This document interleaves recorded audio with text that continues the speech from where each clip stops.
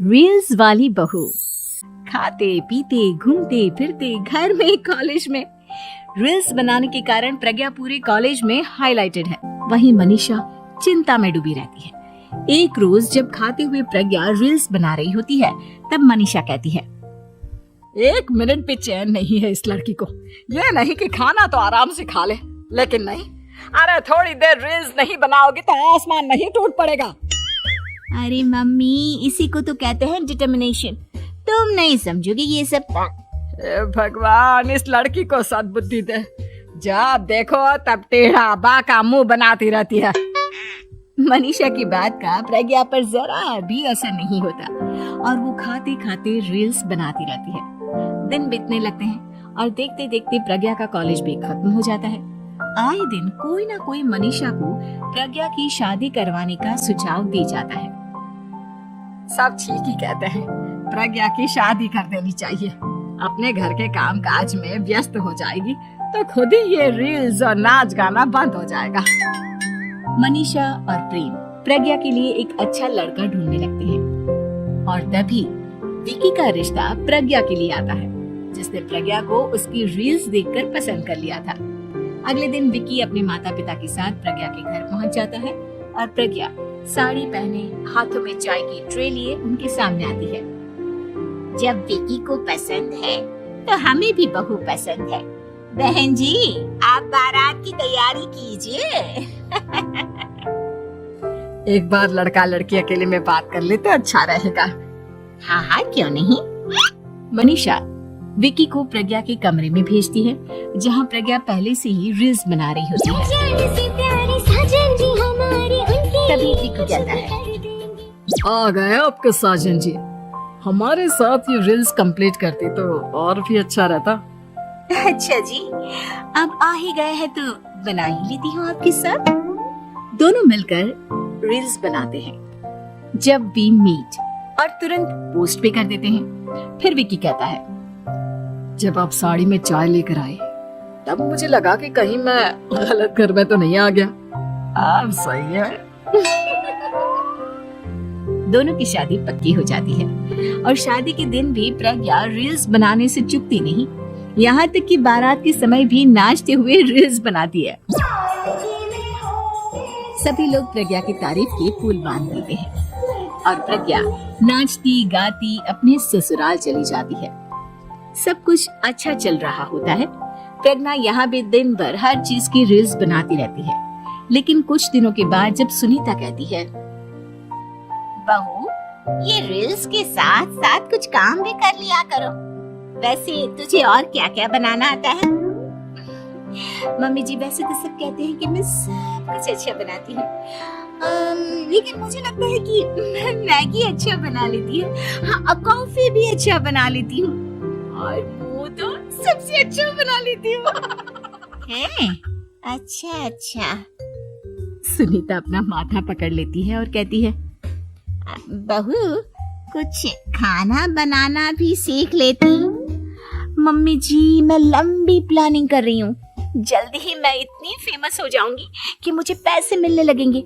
हम दोनों सास बहू राज करेंगे, राज नौकर काम करेंगे और लोगों की तो लाइन लगेगी हमसे मिलने के लिए। तेरा दिमाग खराब हो गया है क्या बहू? हंसी मजाक तक ठीक है, लेकिन इस तरह घर नहीं चलते। जितना जल्दी हो इस घर के तौर तरीकों को सीख लो। प्रज्ञा मुंह घुमाकर चली जाती है और तुरंत उसी वक्त एक रील बनाती है। ये देख सुनीता का गुस्सा 7वें आसमान पर चला जाता है और विकी के घर आते ही सुनीता उसे सब कुछ बताती है। विकी भी अब प्रज्ञा की इन हरकतों से परेशान हो जाता है। तुम टेंशन मत लो मम्मा, मैं देख लूंगा। विकी कमरे में जाता है तो देखता है कि प्रज्ञा रील्स बना रही है। विकी बड़े ही प्यार से प्रज्ञा से कहता है, प्रज्ञा, इन सब के लिए मैं तुम्हें मना नहीं कर रहा हूँ, लेकिन फिर भी हर वक्त तो ये अच्छा नहीं लगता ना। समझने की कोशिश करो, मुझे भी तुम्हारा थोड़ा वक्त चाहिए।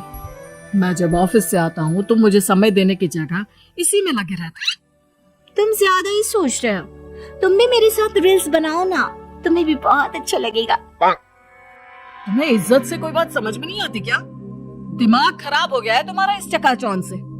अगर तुमने अपना रवैया नहीं बदला तो मैं तुमसे दूर चला जाऊंगा।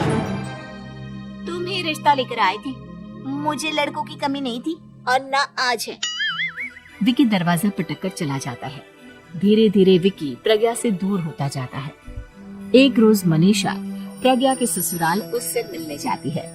तब सुनीता उससे कहती है, बहन जी अब आई हैं तो कुछ दिन यहाँ रहकर जाइएगा, आप ही का घर है।